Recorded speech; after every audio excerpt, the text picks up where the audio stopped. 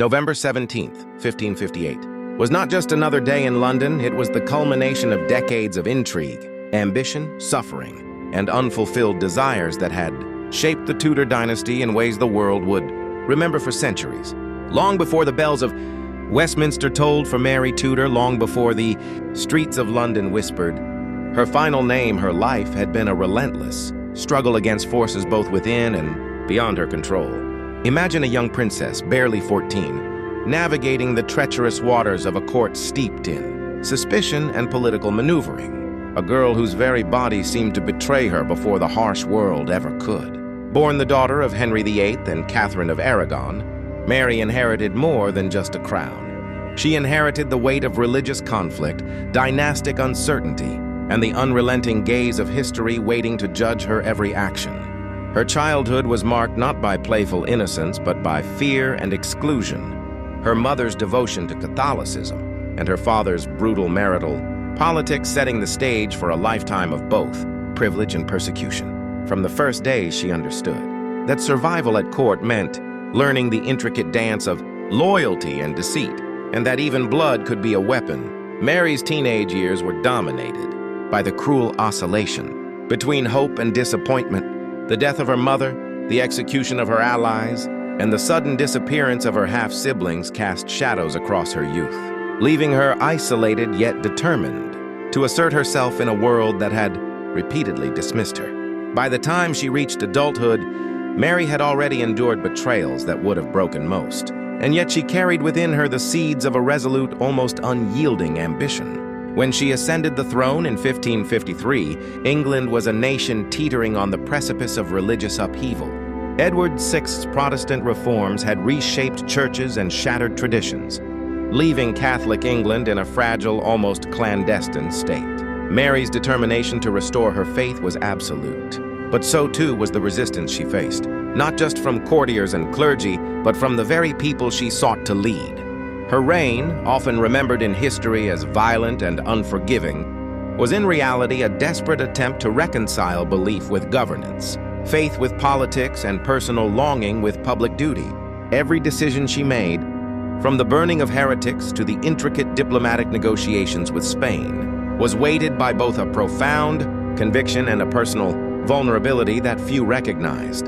Yet it was Mary's body, not the court, that would betray her first.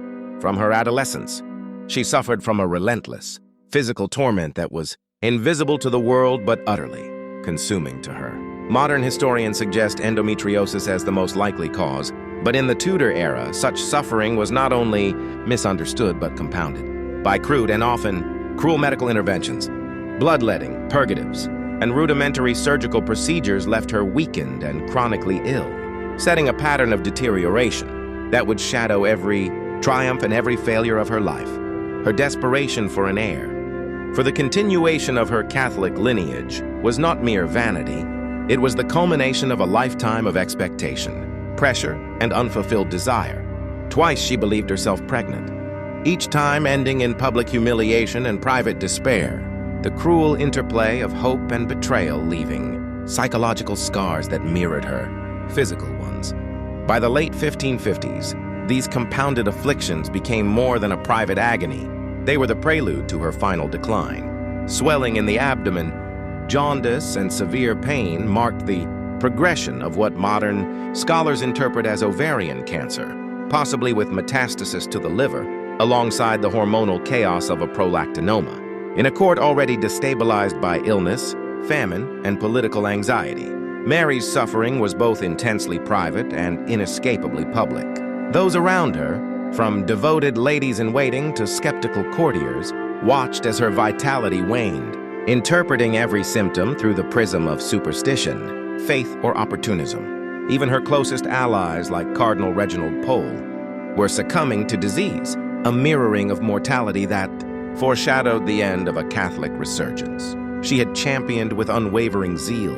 Mary's awareness of her own decline added a layer of tragic clarity to her final months. She knew her body was failing, that her dreams of a Catholic England and a secure, dynastic legacy would not survive her, and yet she remained determined to exercise agency, to dictate her final rites, to witness the ceremonial assertion of her authority even as the light of life dimmed within her.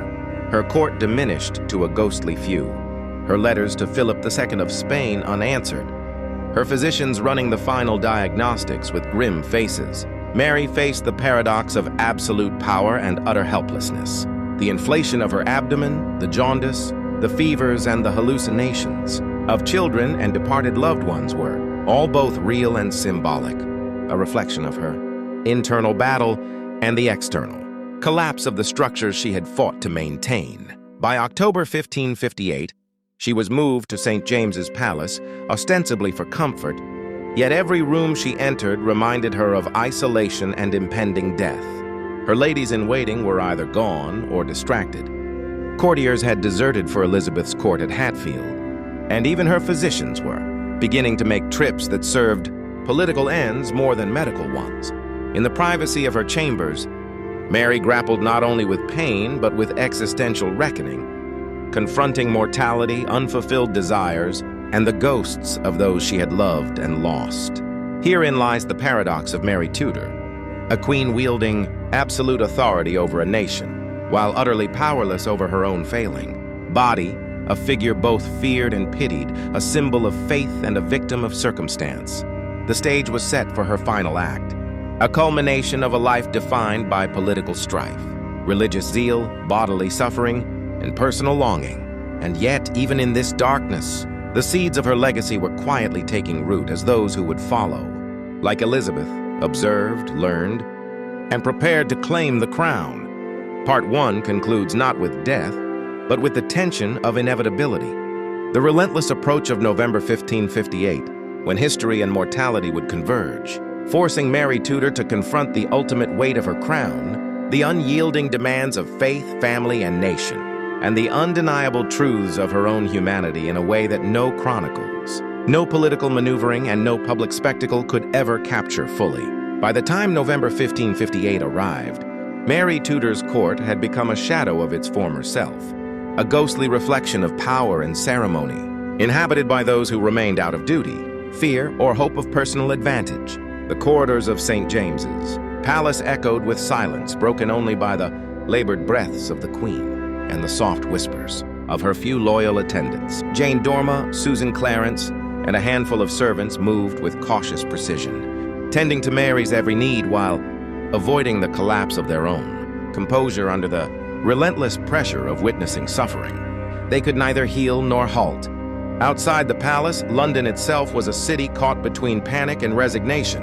The influenza epidemic that had begun the previous year continued its merciless sweep, leaving thousands dead, and the harvest failures of 1555 and 1556 had left, famine lurking in every alley, every market, every home. News traveled slowly, yet courtiers and commoners alike felt the tension, sensing that the end of Mary's reign was imminent, even if the exact hour remained unknown.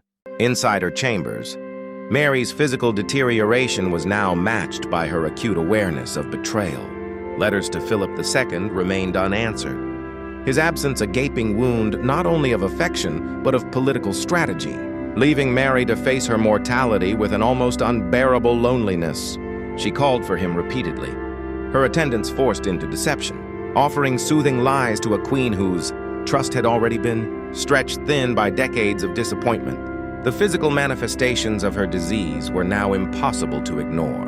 Her abdomen, swollen and tense from the accumulation of fluid, pressed relentlessly against her lungs, making each breath an act of endurance.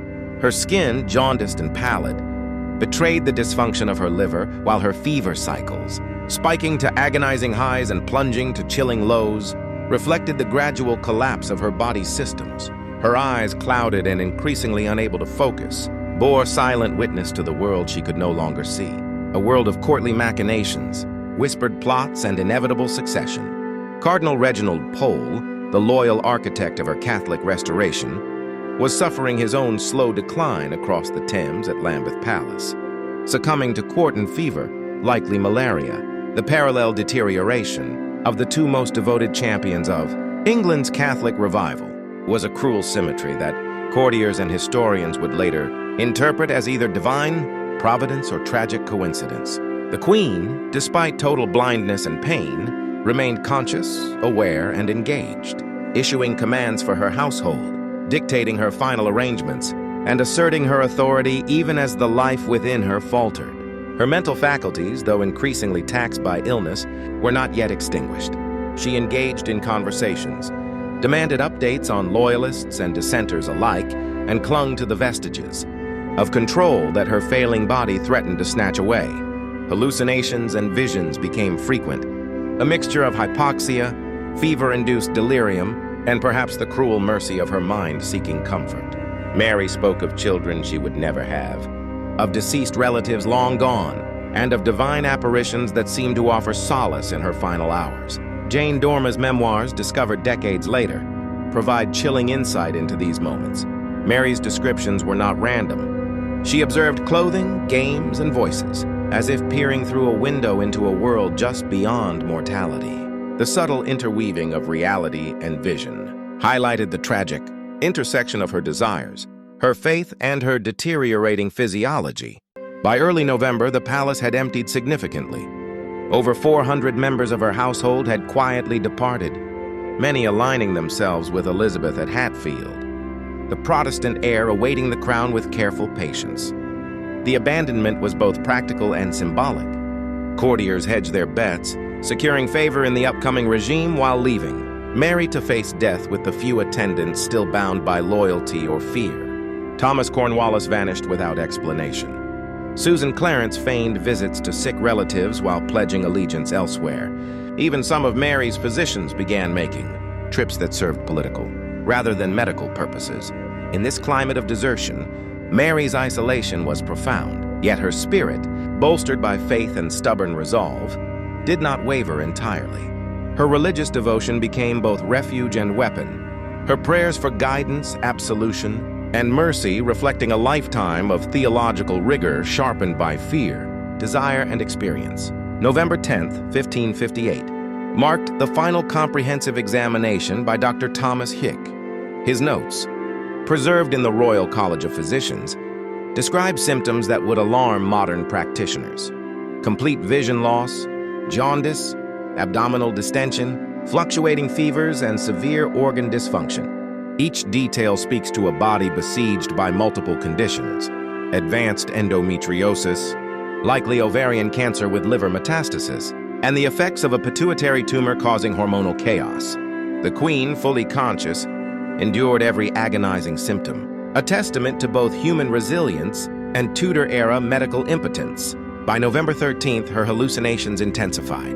Jane Dorma recorded Mary speaking of angelic children, a vision both poignant and cruel, reflecting her lifelong longing for offspring denied by biology and fate. Cardinal Pole's secretary, Nicholas Harpsfield, described parallel visions, suggesting a phenomenon at once physiological and profoundly spiritual: the intersections of consciousness, mortality, and divine experience created a narrative of suffering and transcendence rarely captured in historical records. As November 15th arrived, Mary prepared for her final confession with Father John Feckenham. The act was excruciatingly long, her fragile body losing consciousness mid-sentence, her voice wavering yet resolute. She dictated funeral instructions with precision, specifying candles, masses, and burial arrangements that her successor would almost certainly ignore. Each request underscored both her devotion and the tragic futility of control in the face of death. By the evening of November 16th, preparations for extreme unction began. The ritual, intended to soothe and consecrate, became a theater of suffering as the priests' touches elicited spasms of pain across hypersensitive skin. Yet Mary endured silently, demonstrating the paradoxical blend of strength and vulnerability that defined her reign and her personhood. As midnight approached, the air of St. James's Palace was thick with candle smoke, the scent of oils and the weight of anticipation. Courtiers and attendants waited, conscious of the historical significance of each breath, each whispered prayer, each measured action. Mary's death, when it finally came, would not be heralded by dramatic last words or violent convulsions, but by the subtle cessation of breath, the imperceptible passage from life to death that left those present momentarily unaware. This understated exit, devoid of theatricality, contrasted sharply with the political and religious upheaval poised to follow.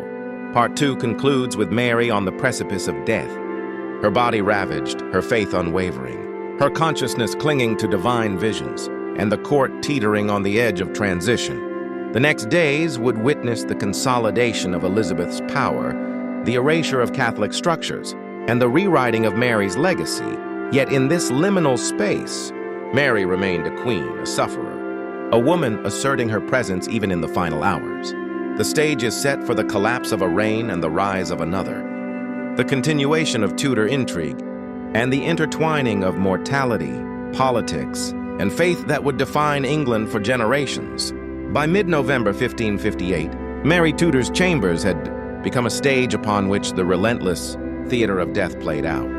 The Queen, now fully aware of her failing strength, lingered in the shadow between life and oblivion, each breath a battle, each movement a trial. The once grand halls of St. James's Palace, bustling with ceremonial pageantry and political intrigue, had been reduced to ghostly silence, punctuated only by the quiet steps of those who remained loyal, and the occasional scuffle of servants, attending to the most basic necessities of the monarch, whose power was now slipping like sand through their fingers. Mary, conscious and unrelenting, dictated every gesture, every arrangement, every prayer, her mind sharper than her fragile body would allow. Her blindness, total and unyielding, had transformed her world into a space of tactile sensation, whispered voices and remembered faces. And yet even in darkness, she projected authority, demanding respect, order, and devotion from those around her. The sickness that had haunted her since adolescence, the relentless endometriosis that had left her, bedridden for days at a time, now, compounded by a pituitary tumor and the probable ovarian cancer metastasized to her liver, created a symphony of suffering that would be unimaginable to any modern observer. Yet Mary endured it with a mixture of dignity, faith, and despair. Outside her chamber, the few courtiers who remained whispered of the end, of Elizabeth waiting at Hatfield, of the impending Protestant restoration, and of the inevitable erasure of Mary's legacy. But within the walls of the palace, time moved differently. Moments stretched, pain oscillated in cruel rhythms, and Mary's visions of children, longed for offspring she would never hold, intersected with memories of her deceased mother and executed kin, forming a private world where grief, hope, and hallucination became indistinguishable. Jane Dormer, Susan Clarence, and the handful of attendants bore witness to this fragile human drama, their presence a mixture of devotion and necessity, knowing that history's eyes would never see the intimate torment of a queen abandoned by circumstance, by faith, and by love.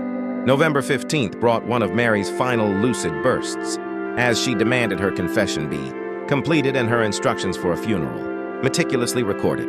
Father John Fecht Ham, laboring with the understanding that these directions might never be honored, wrote down the precise number of candles, the sequence of masses, and the manner of her burial, all gestures of control, that death was already poised to nullify every word.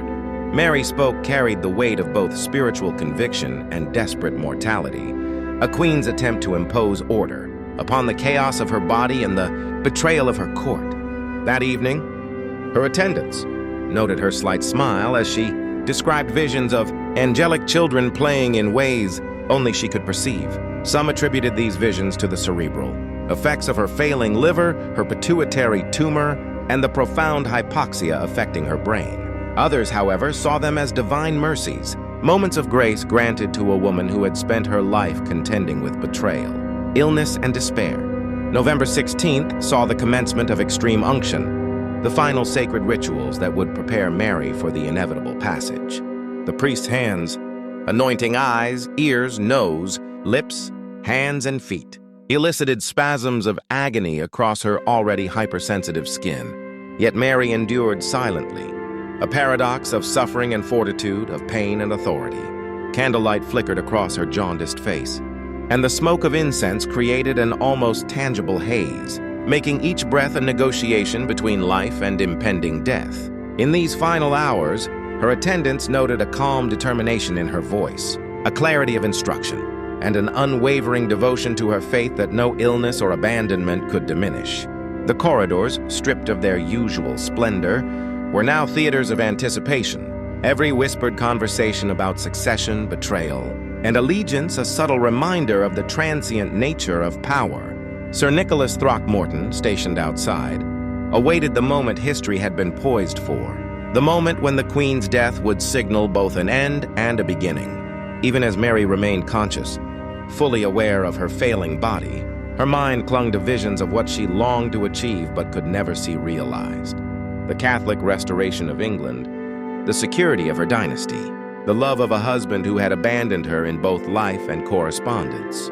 By the early hours of November 17th, Mary's final clarity emerged in an almost miraculous convergence of faith, physiology, and circumstance. During Mass, as Father Feckenham elevated the host, she, blind for weeks, spoke clearly the words of the Agnus Dei. Her voice, unexpectedly strong, reverberated through the chamber, halting everyone in awe. For a brief moment, the room held its collective breath, a suspended reality where faith, miracle, and human endurance intertwined. The smile that spread across Mary's face was one of absolute peace, a serenity untainted by political failures, physical agony, or abandonment. Then, with no dramatics, no rattle, no last words, Mary Tudor exhaled once and did not inhale again. Death arrived not as a spectacle, but as the quiet, inevitable conclusion of a life, both extraordinary and tragically constrained by circumstance, biology, and history. In the immediate aftermath, the practicalities of Tudor royal death began. Dr. Huyck confirmed her passing. Throckmorton seized the coronation ring, riding hard to Hatfield to deliver it to Elizabeth, ensuring the transition of power would be immediate and symbolically unassailable. Within hours, the new queen was fully enacting the Protestant Reformation she had been preparing for, reversing the religious policies that Mary had attempted to enforce at great personal and political cost. Meanwhile, across the Thames, Cardinal Pole, already weakened by court and fever, was informed of Mary's death. His response, a simple acknowledgement that he would soon follow her, came true that very evening, marking the simultaneous end of two pivotal figures in Catholic England. The physical treatment of Mary's body followed customary Tudor practice, yet was itself horrifying by modern standards. Washing, embalming, removal of organs, and preservation in waxed cloth. The discovery of nearly 2 gallons of fluid in her abdomen, along with masses of abnormal reproductive tissue, provided evidence centuries later for modern diagnoses of metastatic ovarian cancer compounded by pituitary tumor effects and chronic endometriosis. In death, Mary's suffering became data for historians and medical researchers. Her final agony transformed into understanding. And yet, even with this analysis, the human element, the loneliness, betrayal, and spiritual longing remains irreplaceable. Part 3 closes on the cusp of Mary's funeral arrangements, her body prepared yet still awaiting the ceremonial acknowledgement of her queenship, a complex mix of reverence, politics, and posthumous erasure, setting the stage for Elizabeth's seamless consolidation of power, the permanent Protestant settlement, and the rewriting of Mary's narrative into history. The court, the nation, and the world of Tudor England now hovered in a delicate balance, suspended between mourning, transition, and the inexorable march of political destiny. Mary, in her final hours and in death, had both endured and witnessed the ultimate consequences of her life's choices, her body and soul leaving indelible marks on history that would be interpreted, misrepresented, and partially forgotten for centuries. December 13th, 1558, dawned over London with a chill in the air that mirrored the somber mood of the city. The bells tolled from every church, their mournful clangs echoing through streets where citizens gathered to witness the final passage of a queen who had ruled with both iron and faith. St. James's Palace, now stripped of its vibrant life, had become a staging ground for the ceremonial transition, its halls echoing with the footsteps of those loyal to tradition, fear, or political opportunity.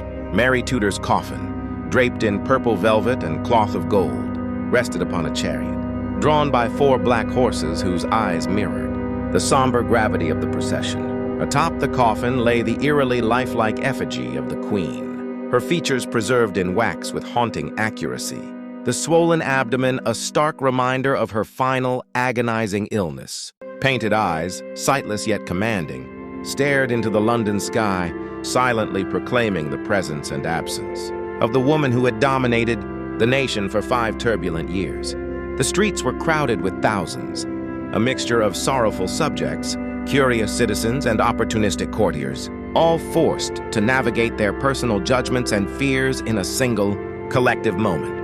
Among them, whispers circulated, some praising her devotion, others mocking the moniker Bloody Mary, a name that would survive centuries, embroidered into the national consciousness by political narrative rather than personal truth. Margaret Douglas, Countess of Lennox, walked behind the coffin, her expression one of genuine grief, an authentic human response in a sea of performative mourning. Few shared her sentiment. Most participants treated the procession as a duty, a choreographed display of allegiance now shifting to the Protestant future. The heralds carried the symbols of Mary's sovereignty, her coat of arms, helmet, sword, and shield. Each item would be ceremonially broken or interred alongside her, symbolic gestures signaling the definitive end of her reign and the fragility of political power. Even in death, the Queen's presence was manipulated, her corporeal authority ceded to ritual and symbolism, a reminder that in Tudor England, life and legacy were inseparable from spectacle. Westminster Abbey had been transformed into a sea of black, every surface draped with mourning cloth. The smell of incense was pervasive, its smoke curling through the vast nave and creating a suffocating haze, both literal and symbolic of the transition of England's religious identity. Elizabeth, ever the master of political theater, observed from a hidden gallery, maintaining a poised yet strategic distance. Bishop John White of Winchester delivered the sermon with careful precision, praising the Queen's station, while subtly acknowledging the contested nature of her policies. He reminded the assembly that Mary was a king's daughter, a king's sister, a king's wife, and by extension, a king herself, a rare acknowledgement of a woman's inherent authority, and a statement both respectful and politically cautious in the presence of the rising Protestant regime. The ceremony, lasting 3 hours, unfolded with deliberate solemnity, prayers recited, hymns sung, and ritual enacted to both honor the deceased and consolidate the emerging power of the new queen. The burial itself was a quiet, almost subdued affair compared to the grandeur of Elizabeth's forthcoming reign. Mary's coffin was lowered into a vault in the north aisle of Henry VII's chapel, a location she had not chosen. Her final resting place was a compromise dictated by circumstance, power, and historical inevitability. The officers of her household performed their final duties, breaking their white staves of office and casting the pieces into her grave, a symbolic conclusion to years of devoted service. Mary Tudor, who had once wielded authority with uncompromising conviction, now lay in silence, her ambitions, failures, and suffering reduced to ritual gestures and ceremonial observances. In Brussels, Philip II received the news of Mary's passing on November 20th. 3 days after the event, his reaction cold, calculated, and devoid of genuine grief. He spent a single hour in prayer, then resumed the orchestration of political plans, including the proposal of marriage to Elizabeth, his former wife's half-sister, revealing the transactional nature of alliances, power, and affection in the Tudor world. Elizabeth, maintaining composure and political finesse, allowed the city and court to witness a seamless transition. She issued orders to honor her half-sister with a funeral befitting a queen, a gesture of respect that masked strategic intent, ensuring public perception aligned with her vision of authority. In the weeks following Mary's death, the Protestant Reformation resumed with deliberate pace. Altars were dismantled, Catholic priests instructed to conduct services in English, and heresy laws repealed. Historical narratives were meticulously curated, transforming Mary from a devout queen to the infamous Bloody Mary. Her legacy filtered through Elizabethan interpretation, political expedience, and the necessity of consolidating Protestant hegemony. Yet some witnesses, notably Jane Dorma, preserved accounts of Mary's final days, visions, and suffering. Her memoirs, written in Spanish exile, ensured that the intimate, human side of the Queen was not entirely lost to political revisionism. The funeral effigy, preserved in wax and displayed at Westminster Abbey, remained as a silent testament to the physical reality of Mary's suffering, the swollen abdomen visible as evidence of her disease and agony. Medical historians, centuries later, analyzed records and effigies, concluding that Mary likely succumbed to metastatic ovarian cancer, compounded by endometriosis and a pituitary tumor. Her final months, spent in darkness, pain, and hallucinations, revealed the intersection of biology, politics, and faith in Tudor. Life in death. Mary's story became a lesson in both human fragility and historical narrative. The woman who had sought to assert authority over a nation, enforce religious conformity, and secure a dynasty, lay stripped of power, her body examined, preserved and ritualized, while her legacy was rewritten by her half-sister and the chroniclers of Protestant England. Even as Elizabeth solidified her reign, the memory of Mary lingered, obscured but present, a cautionary tale of ambition, devotion, and suffering, the juxtaposition of life and death, of power and vulnerability, of political calculation and human emotion, defined the period following her passing. Courtiers who had deserted her were rewarded. Those who had remained loyal either perished, fled, or found themselves marginalized. The human cost of political expedience was clear. Loyalty, faith, and personal sacrifice yielded. Little security in a court ruled by ambition and survival. As the city of London observed Mary's funeral procession, a complex tapestry of grief, relief, fear, and curiosity unfolded. For common citizens, she was both tyrant and queen, her reign remembered for the terror of religious persecution and the spectacle of royal authority. Yet for those who had served her intimately, she remained a woman of flesh and blood, suffering, conscious, and aware to the very end. Her death marked not only the end of a reign, but the definitive shift in the religious, political, and cultural trajectory of England. In the quiet vault of Henry VII's chapel, Mary Tudor's body rested, her suffering concluded, her ambitions unrealized, and her story partially erased. Above her, Elizabeth's coffin would later overshadow her, both literally and symbolically, a powerful testament to the continuation of dynastic and religious priorities over personal legacy. And yet for those who looked closely, the effigy, the preserved accounts, the traces of illness, the waxed and embalmed body, the human reality remained. Mary had lived, had suffered, had loved, and had died, leaving behind a narrative of pain, devotion, and historical complexity that could not be entirely silenced or forgotten. The funeral and subsequent events underscored a central truth of Tudor politics, mortality, power, and narrative were inseparable. Mary's death allowed Elizabeth to thrive, reshaped England's religious landscape, and cemented a historical narrative that would define perceptions of both, sisters for centuries, yet beneath the ritual, ceremony, and rewritten history, the human story remained intact. Mary Tudor, the queen who endured unimaginable suffering, lay in a tomb that held both her body and the echoes of her unresolved hopes, the silent witness to a life as tragic as it was consequential. January 15, 1559, dawned bright and cold over London, and the city buzzed with anticipation, tension, and barely restrained excitement. Elizabeth Tudor, the new queen, stepped from her private chambers at Whitehall Palace into a world that had been both cruel and uncertain, yet now lay poised to bend to her will. The streets leading to Westminster Abbey were thronged with subjects, nobles, and curious onlookers, each caught between awe, fear, and hope. The procession was a spectacle unlike any England had witnessed in decades. Gilded carriages, banners fluttering in the winter breeze, and heralds announcing the ascent of the young queen whose reputation as cunning, intelligent, and poised preceded her.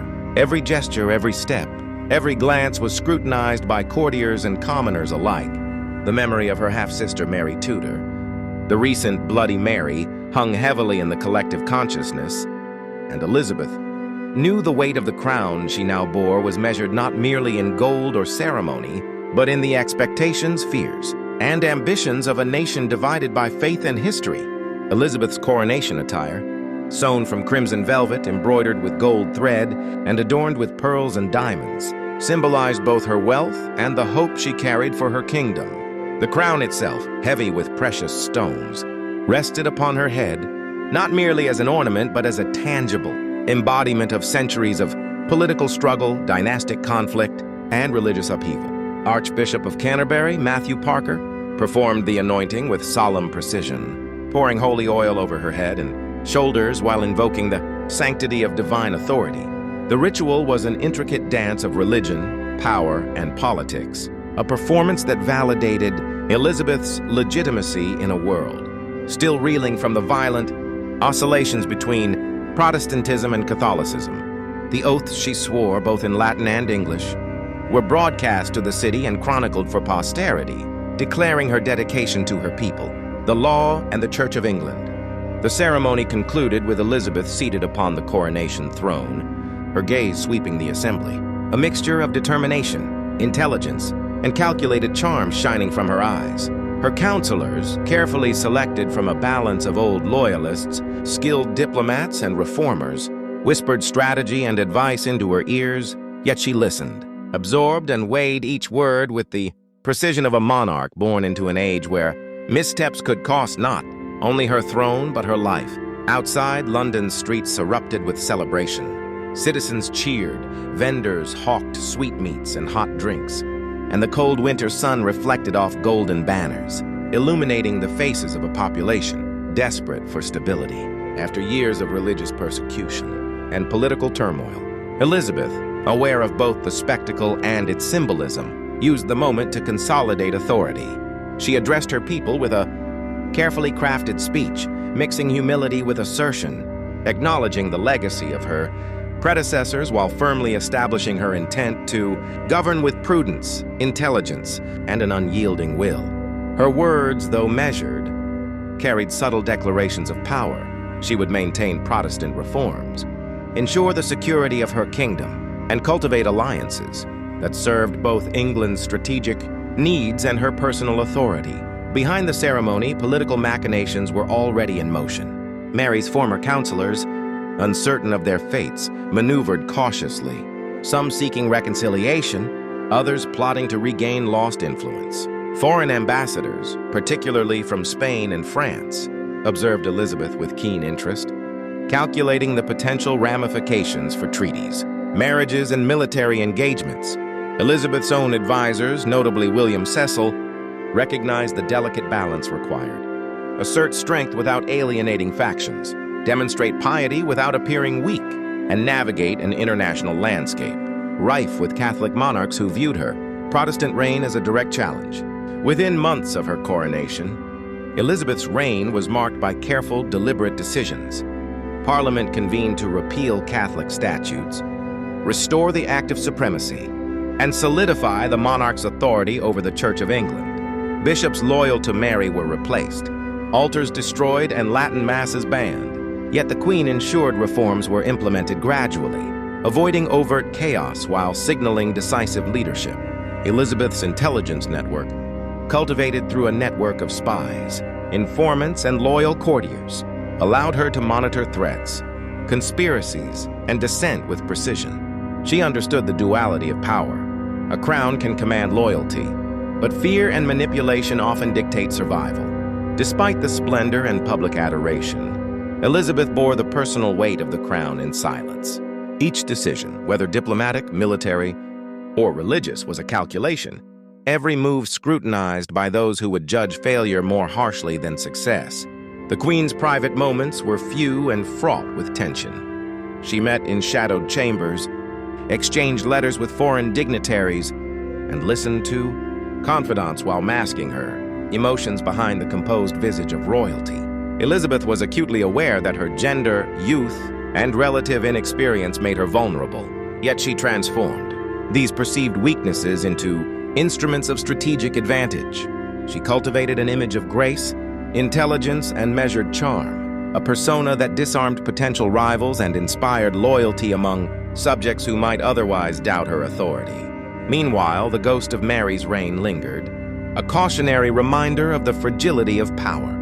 Executions of her supporters, the fear of rebellion, and the memory of religious persecution created a landscape of tension and anticipation. Yet Elizabeth navigated it with deft precision. Every festival, procession, and speech reinforced her image, blending spectacle with strategy. In private, Elizabeth reflected on the lessons of her sister's life and death. Ambition without calculation could lead to destruction. Devotion without political prudence invited betrayal. And personal suffering was often inseparable from the exercise of authority. Her coronation, celebrated with music, dance, and ritual, was more than ceremony. It was a declaration, a manifesto, and a lesson to all who would watch and remember. Elizabeth Tudor, newly crowned, had inherited not only the throne but the immense burden of navigating a kingdom, fractured by faith, politics, and history. Her first days as queen revealed both her brilliance and her resolve to rule with intelligence, foresight, and an unyielding understanding that the crown demanded sacrifices beyond personal desire, beyond emotion, beyond fear. And as she looked upon the city she now governed, Elizabeth understood the dual nature of power. The gaze of the people and the weight of responsibility were inseparable, and the legacy she would build would depend not on ceremonial splendor alone, but on the shrewdness, patience, and courage she displayed in every decision, every word, every glance. Her reign had begun, and the eyes of England and indeed the world were upon her, awaiting the unfolding of a story that would come to define an era, a nation, and the very concept of monarchical power in turbulent, transformative times.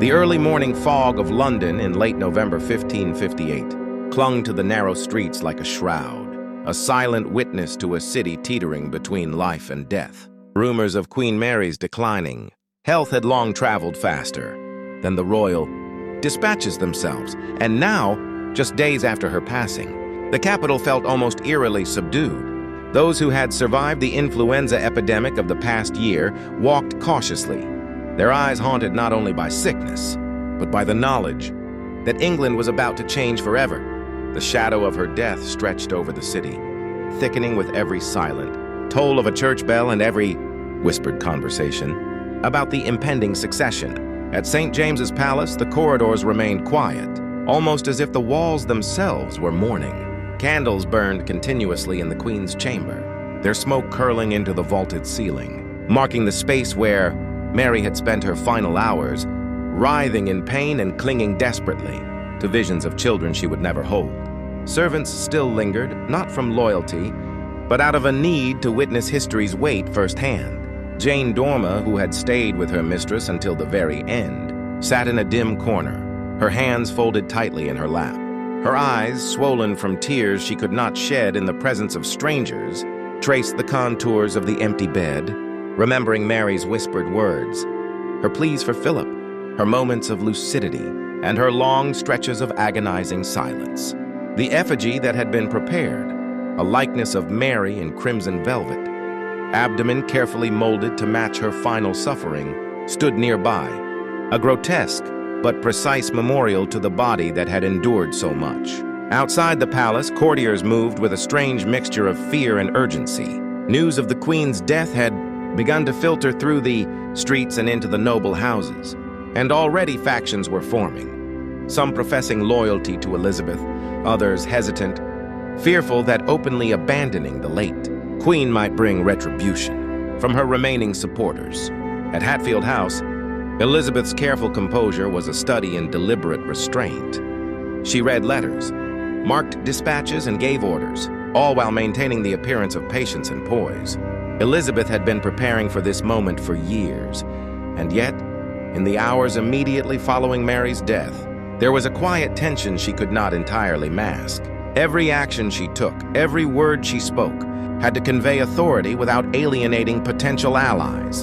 Her eyes, sharp and calculating, glanced often at the oak tree under which she had staged herself on. The day Throckmorton arrived, that single gesture, the visible display of humility as she received Mary's coronation ring, had already begun to ripple. Through the nobility, word spread of Elizabeth's measured grace, and slowly, those who had hesitated now began to pledge their loyalty, recognizing that England's future would be guided by her hands. Meanwhile, back in the city, physicians and chroniclers were assembling, attempting to make sense of what had transpired.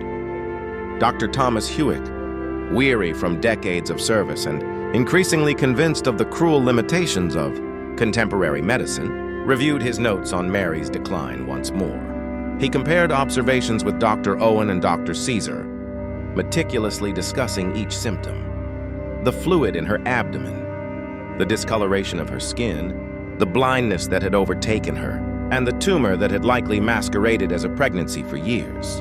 Their Latin notes were precise, clinical, and yet, beneath the words, there was a haunting acknowledgement. Mary had suffered beyond the imagination of even the most experienced physician. The collective understanding among these men was sobering. No treatment available at the time could have altered the inevitable outcome. The pain, the hallucinations, the agonizing fluid buildup, and the organ failure had made her death not only unavoidable, but extraordinarily cruel. In those same days, whispers of Mary's visions circulated quietly among the faithful. Jane Dormer's accounts, her memoirs carefully hidden and only discovered decades later, captured these fleeting moments of grace. Mary had seen angels, she had smiled at invisible children, and she had found peace in her final minutes. For those who remained loyal, these visions were a comfort. For others, they were evidence of delusion. The dichotomy captured the complexity of Mary's life and reign, an unwavering faith, shadowed by failure and suffering, devotion intertwined with desperation. Elizabeth's advisors, meanwhile, moved quickly to secure the continuity of government. They understood that the stability of England now rested not just on political maneuvering, but on perception. Orders were sent to key castles, letters dispatched to the nobility, and careful instructions were given to manage any unrest. The Protestant Reformation, suppressed during Mary's reign, was now poised to reassert itself with precision and discipline. In St. James's Palace, the preparations for Mary's lying in state continued. The waxed effigy was placed atop the coffin, ensuring that those who came to pay respects would see a likeness accurate to her final suffering. Candles burned continuously, their thick smoke casting a dim light that highlighted the features of her face, the precise swelling of her abdomen, and the detailed hands that had held the crucifix in her last moments. Visitors came in small, respectful groups, some trembling, others whispering prayers. There was a somber awe in the air, a recognition that they were witnessing history not as it happened, but as it was carefully curated. Among these visitors were clerics who would soon find their roles. Dramatically reduced under Elizabeth's rule, the Queen's death symbolized not just the passing of a monarch, but the irrevocable shift of religious and political power. The funeral, scheduled weeks later, would cement this transition. Meanwhile, in Brussels, Philip II of Spain continued his detached approach. News had reached him with the precision of diplomatic dispatch, and his responses remained cold and measured. He did not grieve publicly. He did not act impulsively. His correspondence with his sister, Joanna, displayed a level of calculation that bordered on cruelty, but reflected a political mind concerned more with alliances and influence than with personal loss. Within the English court, however, the human cost of Mary's passing became increasingly apparent. Those who had remained loyal, Jane Dormer, Father Feckenham, Susan Clarence, faced a complex web of emotions. Relief at the end of her suffering mingled with guilt, sorrow, and, in some cases, apprehension about their own futures. They had served a queen who had been feared, whose life had been marred by disease and tragedy, and whose death now left them unmoored in a rapidly shifting political landscape. Each day in the following week brought a new layer of narrative. Chroniclers recorded, courtiers plotted, and citizens speculated. The death of a queen had never been merely a private affair. It was a national event with consequences that would ripple through every level of society. For Mary, though, there was an end. Beyond the chambers, beyond the coronation rings, beyond the political maneuvering, the suffering had ceased. Her body, washed, embalmed, and prepared with all the meticulous rituals of Tudor royalty, now lay in relative peace, shielded from the eyes of a world that had both feared and misunderstood her. Yet even in death, she remained a focal point of change. Her passing had set in motion the final preparations for Elizabeth's reign. Laws would be overturned, heresy proclamations rescinded, and religious practice carefully moderated to stabilize a kingdom still reeling from years of conflict. Mary's suffering, her faith, her desperate longing for an heir, all of it would now serve as a cautionary tale for the new queen. Elizabeth, watching closely, internalized these lessons with the precision that history would later recognize as genius. Part 6, therefore, is not merely a recounting of events. It is the moment when England begins to pivot. The city of London, the court, the nobles, and the common people all start to align themselves with a new reality. Mary's suffering, so meticulously recorded in the observations of her physicians and in the private memoirs of her attendants, becomes a silent guide for the future. And for Mary herself, the relentless agony, the phantom pregnancies, the blindness, the tumors, and the fluid-filled abdomen, all of it ceases. For the first time in decades, she experiences a release. Her body, once a battlefield, is finally still. And in that stillness, history quietly shifts, setting the stage for a reign that will endure far longer than her own. With Mary's death now confirmed and her body prepared for the final rites, the tension within England's court reached a subtle yet palpable crescendo. The weight of history pressed down on every noble cleric and servant who dared to walk the silent halls of St. James's Palace, or to whisper in shadowed corners of London's alleyways. Elizabeth, poised and calculating, understood the precarious nature of her position. Her accession was no mere formality. It was a delicate choreography of loyalty, perception, and timing. One misstep could ignite unrest, potentially plunging the kingdom into chaos. She convened her closest advisors in the sunlit gallery, the morning light reflecting off the polished oak floor, casting elongated shadows that seemed almost symbolic of the immense responsibility now resting on her shoulders. Every detail mattered: the wording of proclamations, the ceremonial gestures, the carefully curated public appearances. Elizabeth had learned early that appearances were as powerful as actions. Across London, ordinary citizens were caught in a web of curiosity, fear, and anticipation. The recent influenza epidemic had left scars on families, and now the death of the Queen added another layer of uncertainty. Markets buzzed with hushed gossip about the new monarch, and pamphleteers began circulating carefully worded tracts, praising Elizabeth's virtues while subtly questioning the late Queen's decisions. Among the upper classes, discussions of succession, religious reform, and political alliances dominated salons and dining halls. Courtiers who had remained loyal to Mary now approached Elizabeth with caution, some offering allegiance openly, others waiting to test the waters before committing. Yet Elizabeth's strategic patience and visible composure gradually won favor. She made gestures of respect toward Mary's memory, acknowledging her late cousin's faith and devotion, while signaling, ever so subtly, that a new era was dawning, one marked by both prudence and pragmatism. Meanwhile, the preparation of Mary's funeral proceeded with meticulous attention. Her effigy, dressed in crimson and gold, adorned the catafalque, a ghostly mirror of the suffering she had endured in her final days.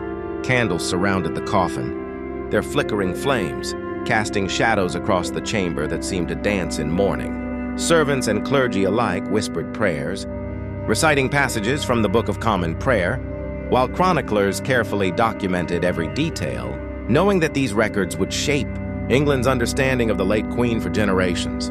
Jane Dormer, who had remained by Mary's side until her last breath, watched quietly from the corner of the chamber. Her face was pale, etched with lines of grief and relief, the mixture of emotions too complex to articulate. In her journal, she later recounted the quiet dignity with which Elizabeth received the news, and the profound sense of responsibility that seemed to emanate from the young queen. Every gesture Elizabeth made was a study in calculated empathy and authority.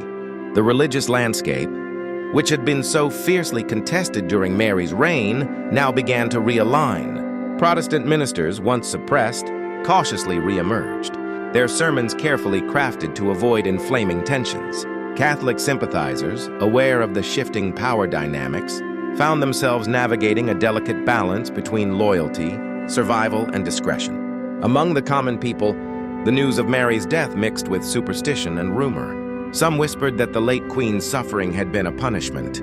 Others claimed it was divine providence favoring Elizabeth's accession. In small villages and urban neighborhoods alike, the stories of Mary's phantom pregnancies, her illness, and the miraculous visions reported by attendants became a part of local lore, shaping the perception of a monarch who had endured unimaginable trials. At Hatfield House, Elizabeth continued her meticulous planning, aware that public perception could make or break her early reign. She met with advisors to discuss not only the immediate succession, but also the long-term implications of religious tolerance, alliances with foreign powers, and the management of internal dissent. Each decision was weighed carefully. The balance between caution and decisiveness was crucial. Meanwhile, courtiers who had once been loyal to Mary calculated their next moves. Some saw Elizabeth's succession as an opportunity for advancement. Others feared reprisal from lingering Mary supporters. The palace became a theater of subtle power plays where every glance, word, and gesture carried meaning beyond its surface. In the weeks that followed, Elizabeth began her careful incremental reforms. She restored moderate Protestant practices, ensuring that the shift in religious authority would be gradual enough to avoid outright rebellion, yet firm enough to establish her legitimacy. She also reached out diplomatically to foreign powers, communicating with Philip II of Spain and other European monarchs to assert her position while minimizing conflict. Mary's memory, though enveloped in grief and the eerie stillness of her passing, served as both a warning and a guide. Her suffering, chronicled meticulously by physicians, attendants, and chroniclers, provided lessons in governance, patience, and the human cost of absolute rule. Elizabeth internalized these lessons with a precision that would define her long and enduring reign. The public ceremonies surrounding Mary's funeral were both somber and highly symbolic. Processions through London's streets were meticulously organized, the effigy draped in royal regalia, the banners and heraldry displaying the late Queen's lineage and devotion. Onlookers, while mourning, could also see the subtle shift toward Elizabeth's reign, careful placements of guards, strategic positioning of courtiers, and symbolic gestures designed to reassure the populace. Among these, Jane Dorma observed quietly, taking mental notes for posterity. She understood that the transition of power was not just political but deeply personal, affecting every individual who had served or been touched by Mary's life.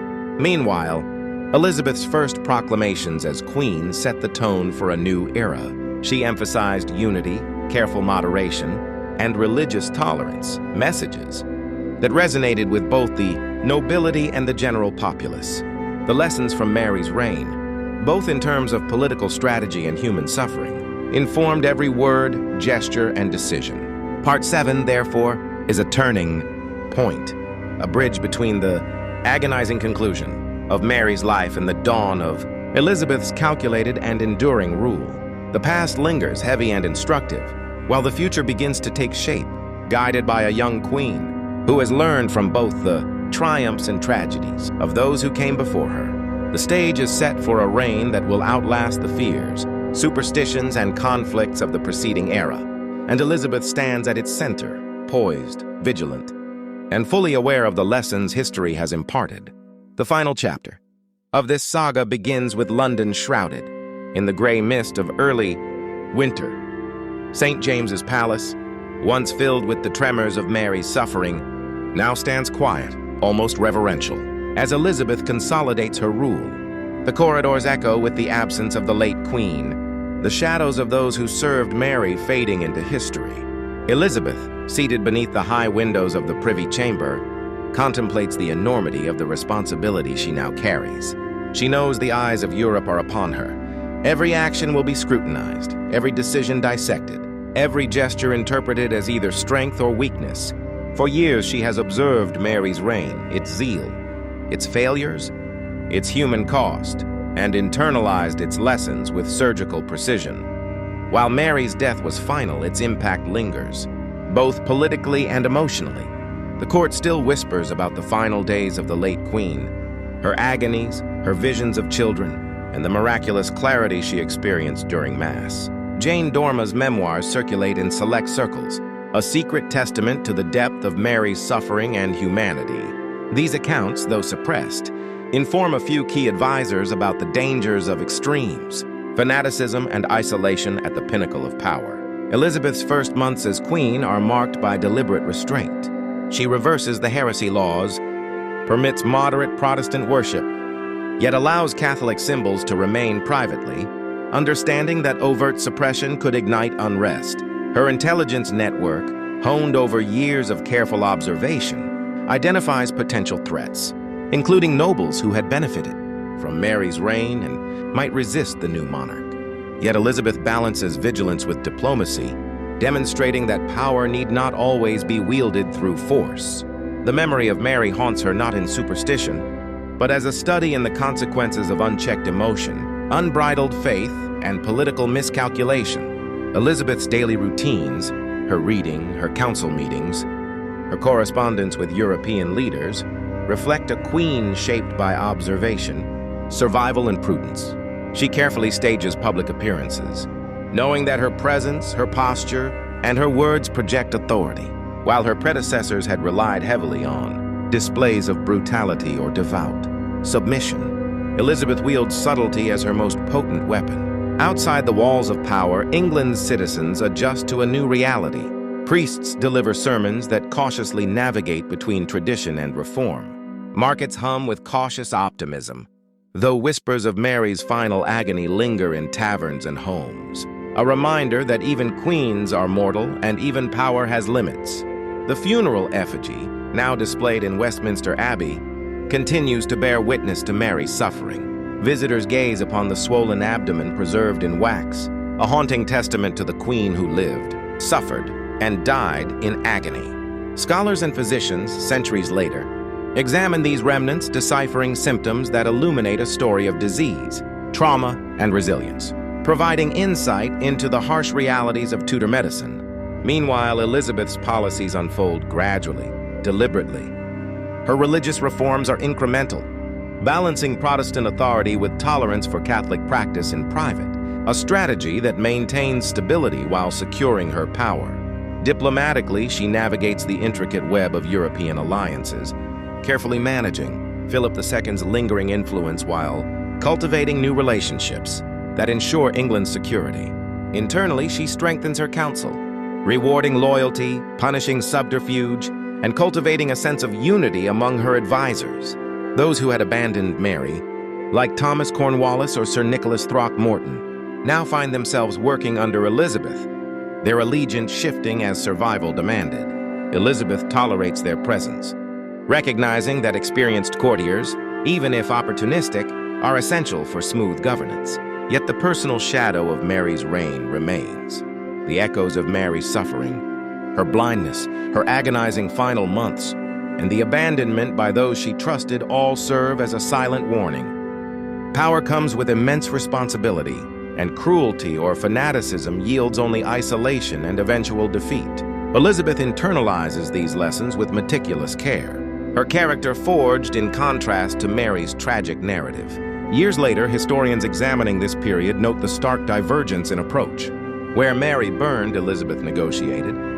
Where Mary faltered, Elizabeth maneuvered. Where Mary suffered in isolation, Elizabeth cultivated networks of loyalty. The contrasts are profound, yet intertwined. Elizabeth's success is inseparable from Mary's failures. In the royal vault beneath Westminster Abbey, the two sisters rest, bound in death even as they were divided in life. Mary's coffin lies beneath Elizabeth's, a silent reminder of mortality, ambition, and the cruel ironies of history. For centuries, visitors pass unknowingly above Mary's remains, often celebrating Elizabeth's accomplishments while remaining oblivious to the tragic figure below. The juxtaposition of their burials, Mary's suffering and invisibility beneath, Elizabeth's grandeur, symbolizes the relentless progression of power, legacy, and memory. Finally, the lessons of Mary's life endure, preserved in wax effigies, private memoirs, and the medical records of Tudor physicians.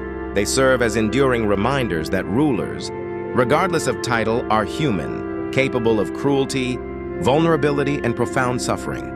The story concludes not with triumph or vengeance, but with the quiet inevitability of history. Mary Tudor, once Bloody Mary, victim and monarch, lies in peace, her agony ended. Elizabeth I rises, vigilant and deliberate, her reign shaping the destiny of England for generations. And in that interplay of life and death, suffering and strategy, legacy and erasure, we witness the timeless drama of power, the human cost of ambition, and the subtle ways in which one life informs the destiny of another. The curtain falls on Mary's final chapter, but the reverberations of her story, pain, devotion, failure, and inadvertent instruction continue to echo through the annals of history.